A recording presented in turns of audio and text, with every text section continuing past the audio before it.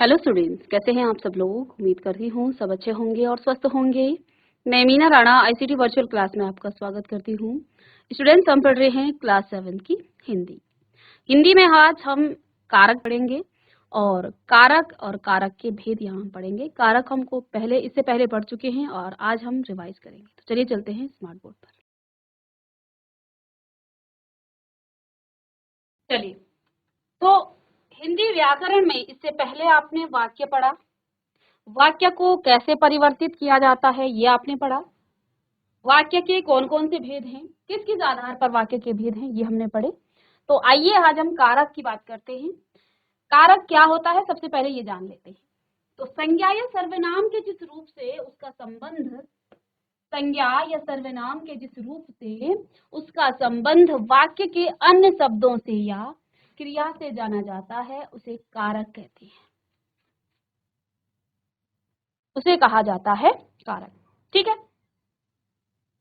तो चलिए हेडिंग डालिए कारक और लिखेंगे संज्ञा या सर्वनाम के जिस रूप से उसका संबंध वाक्य के अन्य शब्दों से किया या क्रिया से जाना जाता है उसे कारक कहते हैं।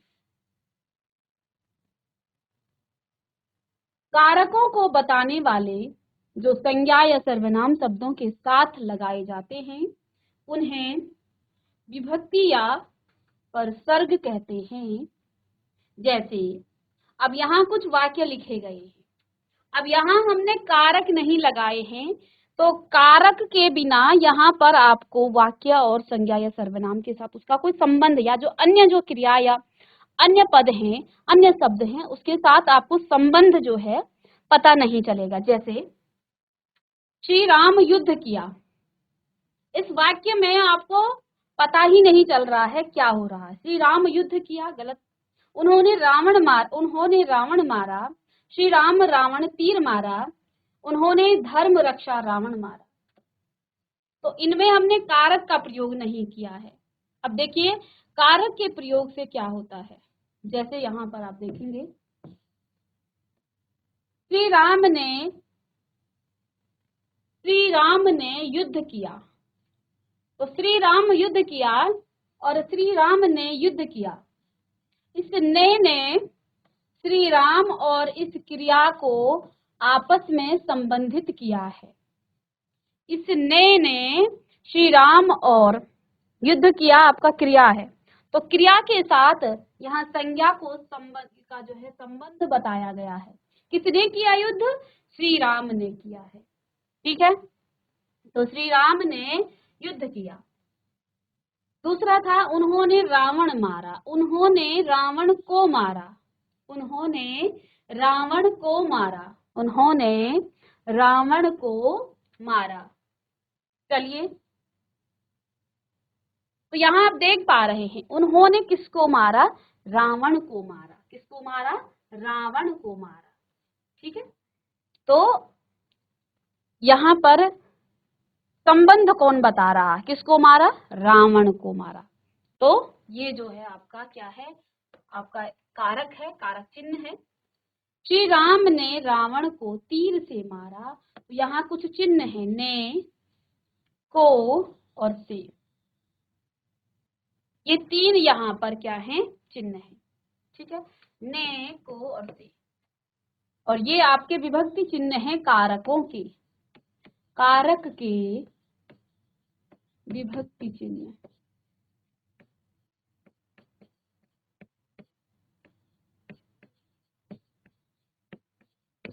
कारक के विभक्ति चिन्ह है। ठीक है, उन्होंने धर्म की रक्षा के लिए रावण को मारा, यहाँ पर के लिए और रावण को मारा, ये जो है आपस में संबंध बता रहा है।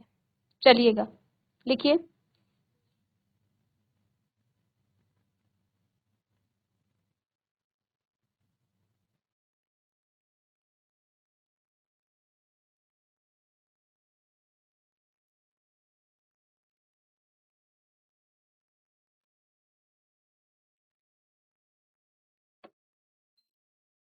चलिए स्टूडेंट, कारक के 8 भेद हैं। अब नेक्स्ट हेडिंग डालेंगे आप, कारक के भेद कारक के मुख्य रूप से 8 भेद हैं। पहला भेद कर्ता, कर्म, करण, संप्रदान, अपादान, संबंध, अधिकरण और संबोधन। कर्ता जो किसी भी वाक्य में काम करने वाला होता है उसे हम कर्ता कहते हैं। कर्म जिस पर काम का प्रभाव पड़े।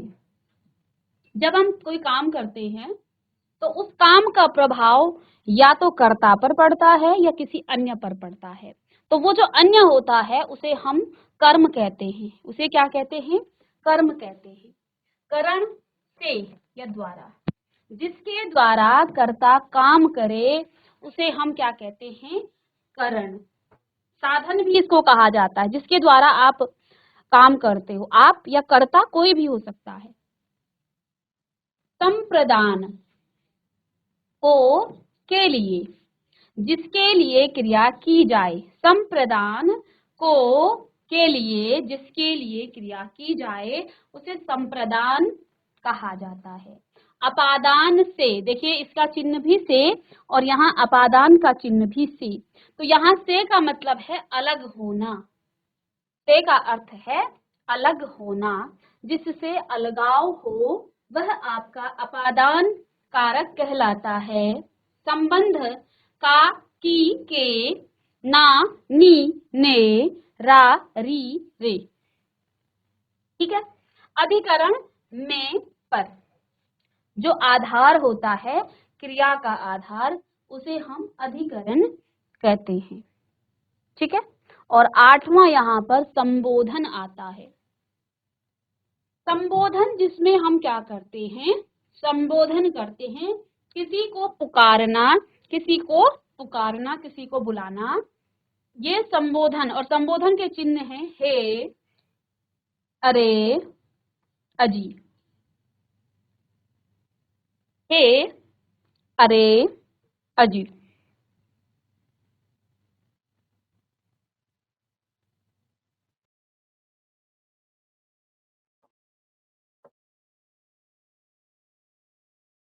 चलिए, तो यहाँ कारक के 8 भेद हैं। कर्ता, कर्म, करण, संप्रदान, अपादान, संबंध, अधिकरण और संबोधन। इनके विभक्ति चिन्ह है कर्ता ने कर्म को करण से या द्वारा, संप्रदान को के लिए, अपादान से, संबंध का की के, ना नी ने, रा री रे, अधिकरण में, पर, संबोधन हे, अरे, अजी। चलिए,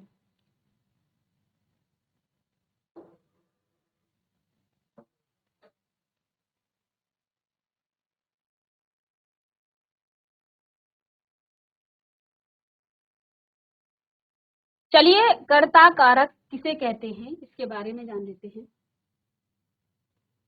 तो देखिए, जैसे सुनील दौड़ लगाता है, कर्ता का अर्थ होता है किसी वाक्य में जो काम करने वाला होता है उसे कर्ता कारक कहा जाता है। जैसे देखिए, सुनील दौड़ लगाता है, तो यहाँ मोहन ने पत्र लिखा। तो संज्ञा या सर्वनाम के जिस रूप से कार्य को करने वाले का बोध हो उसे कर्ता कारक कहते हैं। जैसे यहाँ पर काम कौन कर रहा है? काम कर रहा है सुनील, तो ये आपका कर्ता कारक है। यहाँ पर मोहन काम कर रहा है, मोहन पत्र लिख रहा है, इसलिए ये आपका कर्ता कारक है। और कर्ता कारक का विभक्ति चिन्ह है ने। ने विभक्ति चिन्ह का प्रयोग भूतकाल में तथा सकर्मक क्रिया होने पर होता है। तो देखिए, इसका विभक्ति चिन्ह है ने, इसका विभक्ति चिन्ह है ने।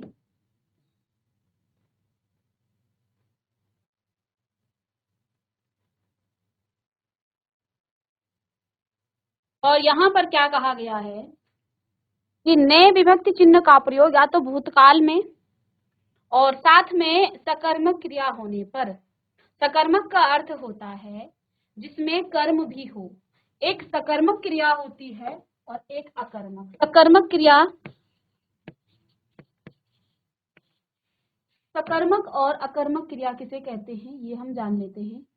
देखिए, सकर्मक जिसमें कर्म हो, जिसमें कर्म हो। अब कर्म क्या होता है इसके बाद हम कर्म कारक में पढ़ेंगे। और अकर्मक जिसमें कर्म ना हो, अकर्मक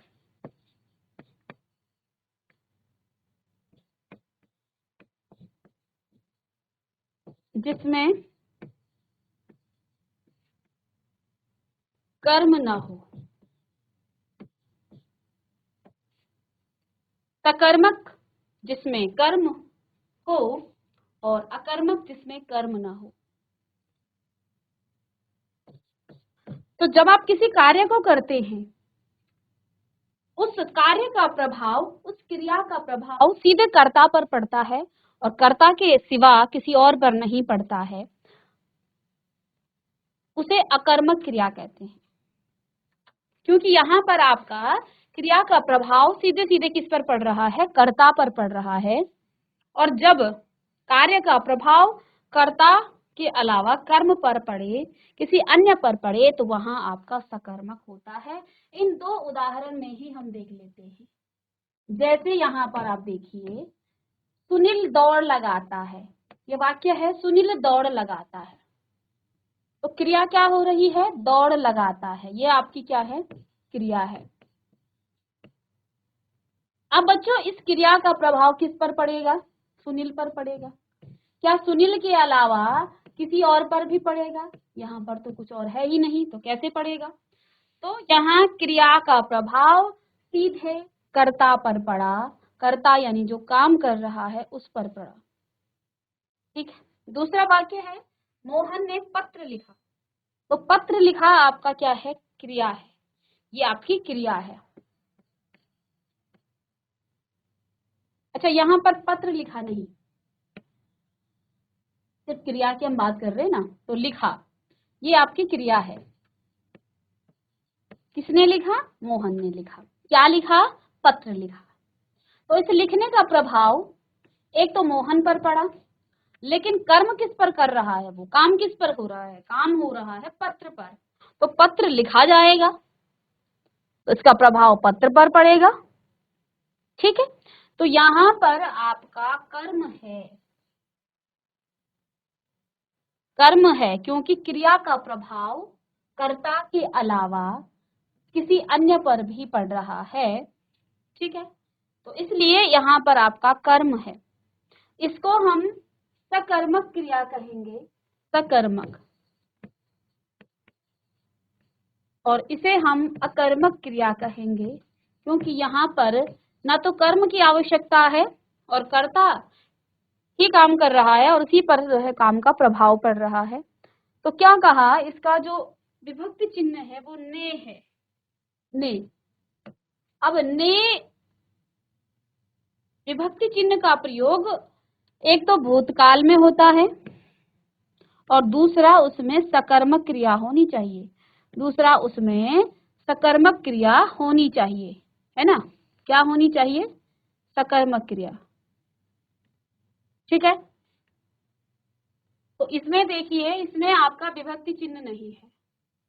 दौड़ लगाता है, ये तो आपका भूतकाल नहीं है, ये तो आपका वर्तमान काल है।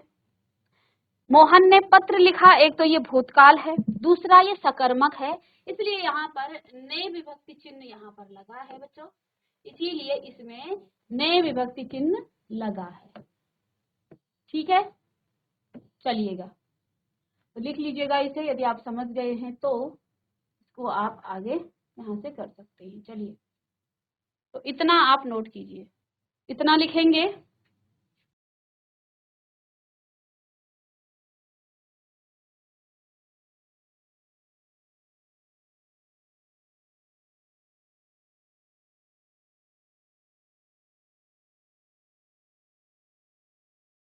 चलिए, तो ये आपका कर्ता कारक है।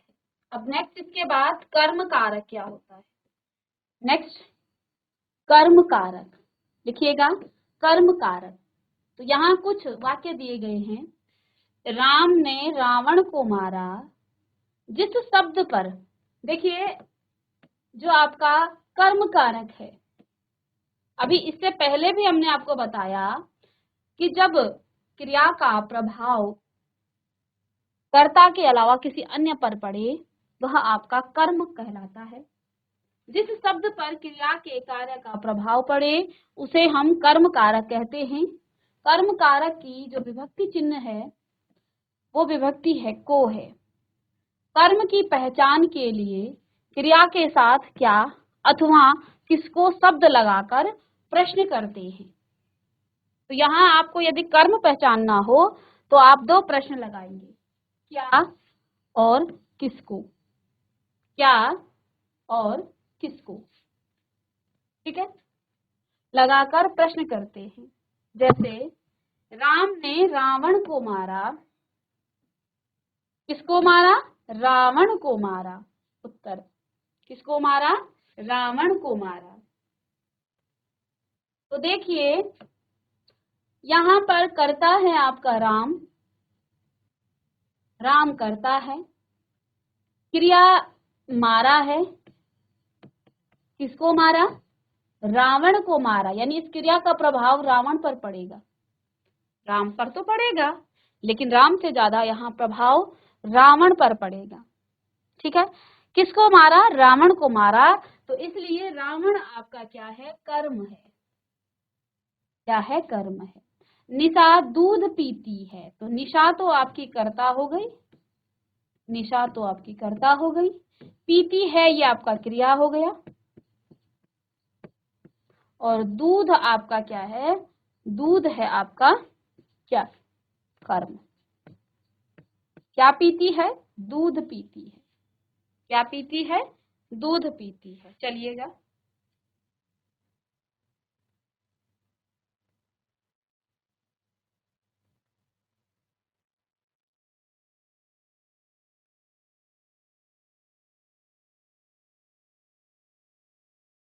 चलिए। तो राम ने रावण को मारा, किसको मारा, रावण को, तो रावण यहाँ करता है। निशा दूध पीती है, किसने दूध पिया, निशा ने, तो निशा करता है और दूध यहाँ पर आपका कर्म है और पीती है ये आपका क्रिया है, ठीक है। तो यहाँ पर आप दो प्रश्न लगा करके कर्म को ढूंढ सकते हैं, क्या और किसको, ये दो प्रश्न। नेक्स्ट यहाँ पर थर्ड है आपका करण कारक। करण कारक लिखिएगा। करण कारक, करण का अर्थ है साधन। जब आप कोई काम करते हैं तो उस काम करने के लिए आपको साधन की आवश्यकता होती है, ठीक है। तो देखिए बच्चे गेंद से खेल रहे हैं, हमेशा साधन की आवश्यकता नहीं होती है। जैसे आप दौड़ रहे हैं तो आपके पास कोई साधन नहीं है, काम हो रहा है लेकिन साधन, तो जब कभी आप कोई काम कर रहे हैं और किसी साधन से कर रहे हैं, ठीक है, जैसे बच्चे गेंद से खेल रहे हैं, तो यहाँ पर आप देखिए बच्चे तो करता है, काम करने वाले हैं, और खेल रहे हैं ये आपकी क्रिया हो गई, और किससे खेल रहे हैं, गेंद से। तो कर्ता ने कर्म को करण से ये से किससे, गेंद से, तो ये आपका करण कारक है। चिन्हों से भी आप बाद में पहचान लेंगे, जब एक बार आप सीख जाते हैं फिर आप चिन्ह से भी पहचान लेंगे, किससे, गेंद से, ठीक है। तो प्रश्न भी आप करते हैं किससे, और इसका क्योंकि से और द्वारा है तो किसके द्वारा, द्वारा भी इसका चिन्ह है, से और द्वारा, से और द्वारा, ठीक है।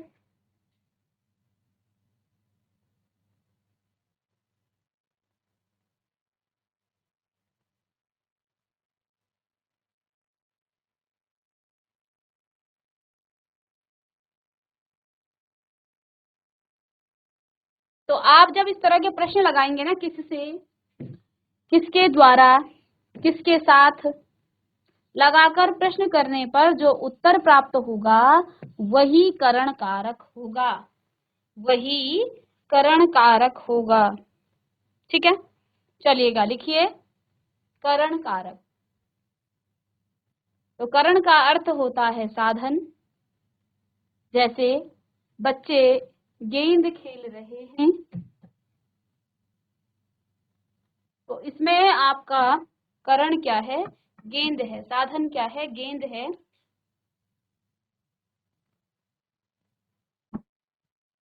चलिए एक उदाहरण देखिए, राम ने रावण को तीर से मारा। राम ने रावण को तीर से मारा।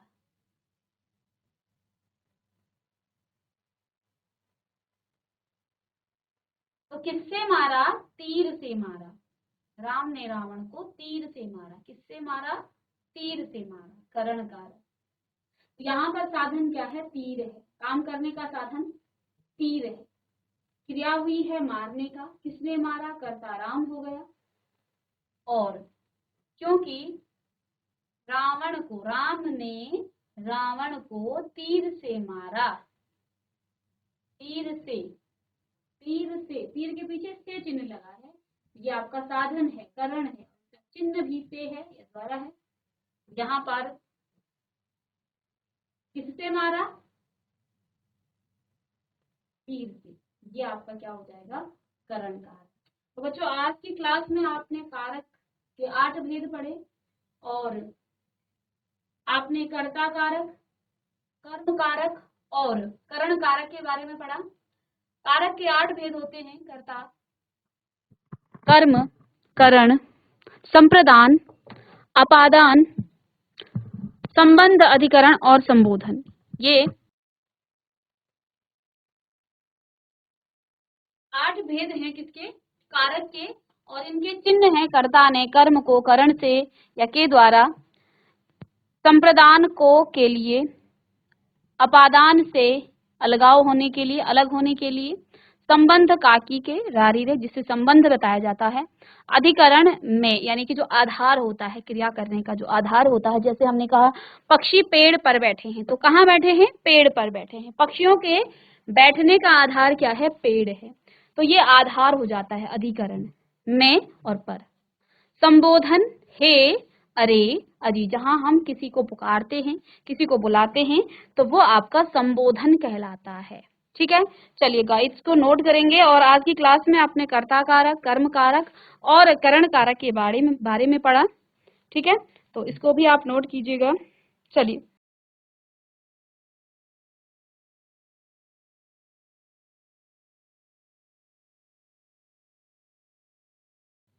बच्चों, हिंदी व्याकरण में हमने आज की क्लास में कारक पढ़ा और कारक के 3 भेद हमने पढ़े हैं। नेक्स्ट क्लास में आगे हम पढ़ेंगे। तो मिलते हैं नेक्स्ट लेक्चर में, तब तक के लिए थैंक यू।